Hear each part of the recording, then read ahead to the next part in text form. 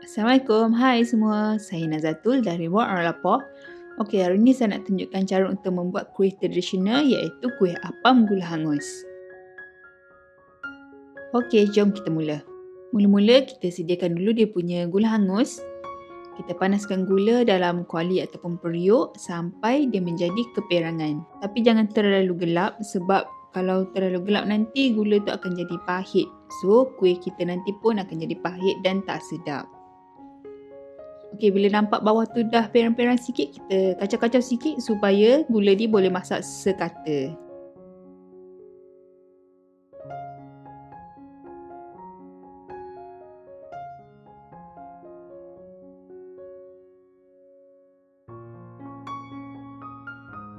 Bila semua gula tadi dah hancur dan menjadi keperangan ataupun hangus, kita boleh masukkan air.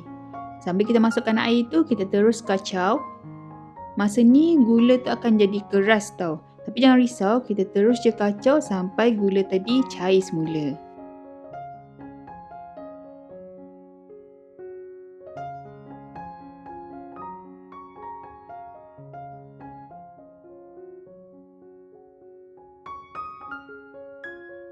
Okey, bila gula tadi dah cair, kita boleh ketepikan dan sejukkan gula hangus ni.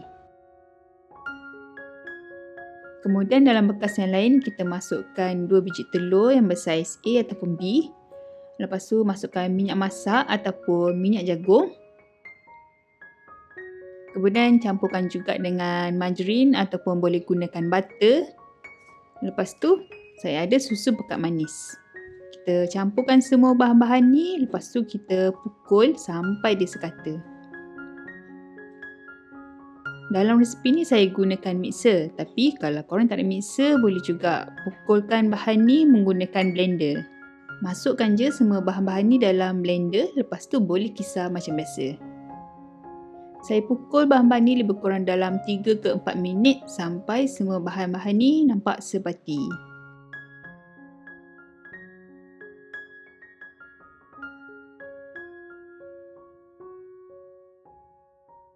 Bila bahan-bahan tadi dah sebati, kita masukkan sedikit soda bikarbonat.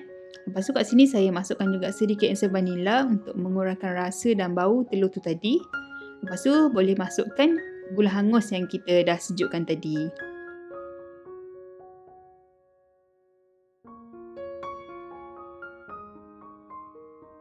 Lepas tu kita pukul dulu semua bahan ni sekejap, lebih kurang dalam 1 minit sampai dia sebati.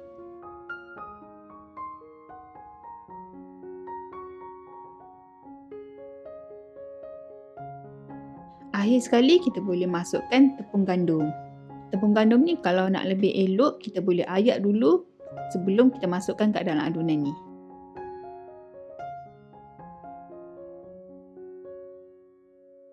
Lepas tu kita boleh pukulkan adunan ni. Mula-mula saya gunakan kelajuan yang perlahan supaya tepung tadi tak berselerak bila kita pukul tu. Lepas tu barulah kita boleh naikkan dia punya kelajuan tu. Kita pukul sampai tepung tadi sebati ataupun betul-betul larut kat dalam adunan ni.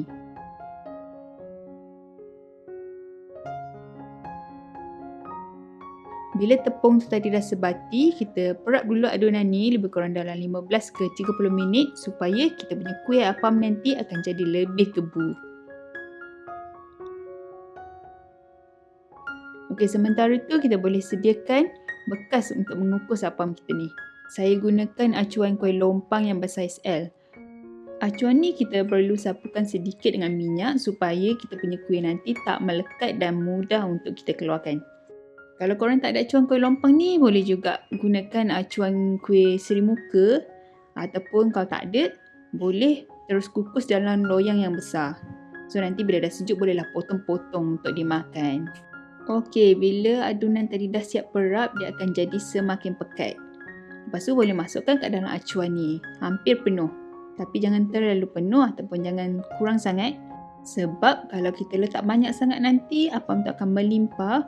Ataupun kalau kita letak sikit sangat pun, kuih apam tu tak akan naik dengan cantik. Okey, lepas tu kita boleh kukus lebih kurang dalam 15 minit untuk acuan yang kecil macam ni. Kalau gunakan loyang yang besar, boleh kukus lebih kurang dalam 40 ke 45 minit ataupun sampai masak. gunakan api yang besar untuk kukus tu. Tapi sebelum kita kukus tu, make sure kita panaskan dulu kukusan kita tu sampai air dia mendidih sebelum kita mengukus kita punya apam ni. Okey, apam saya pun dah siap. Dia punya hasil memang sangat lembut dan gebu. Okey, kita tengok kat dalam dia tu. Memang nampak sangat lembut kan?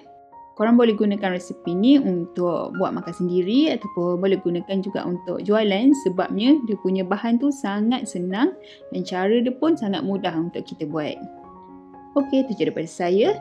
Sampai jumpa. Bye. Assalamualaikum.